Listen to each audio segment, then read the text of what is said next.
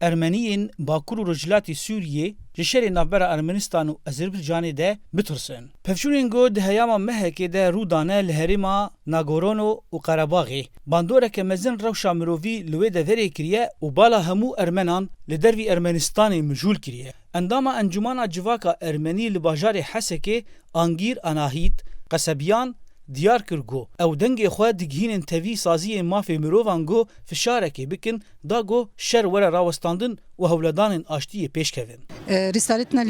نامه ما بو ریخستنان و جیهانه یا. گو نبتنه شر لسر ارمنان راوسته. لی شر لسر همو گلان راوسته.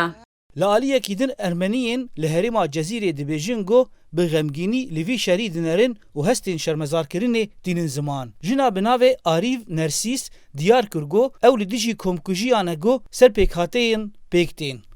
Em ne tişerîrenin em bi aşîtiyê rahat dixwazin. Em aşîtiyê ne ji bo pêkhatiyê Ermen tenê dixwazin em aşîtiyê ji bo hemû pêkhatiyê dinyayê em dixwazin. Îro şerek li dinyayê çê dibe ti zembê van însanê berî tê tineyî besî wekî sîstema dewletê mezin gitên kirin em dijî wê yekê sekinin. Birêz Nersîs bank li saziyên mafê mirovan kir got li mafê mirovan xwedî derkeve û hewl bidin ji bo got şer bidawî bike. Em ban mafê însana dikin.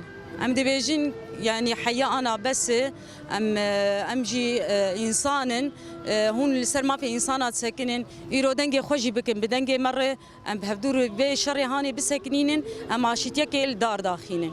Welatiyên Ermen yên bajarê Hesekê şanda grupên çekdar yên Sûrî ji hêla Tirkiye ve ji bo li dijî Ermenistanê şer bikin şermezar dikin. Hêjaya bibîrxistinê ye got piraniya Ermenên got li Sûrî jiyan dikin ji salên 1915 de û vir de penaberî herêmên Bakurê Sûriyê bûne û li bajarok û gundewarên herêmê bicî bûne.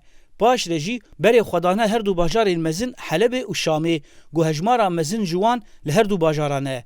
Lê ji ber şerê got li Sûriyê diqewime ji 2011 ve gelek ji wan careke din koçber bûne. Hêjaya gotinê ye got fermana Ermenan yên di sala 1915 de weke genosayd hatiye erêkirin ji aliyê gelek welatên cîhanê de û di nav wan de Amerîka jî.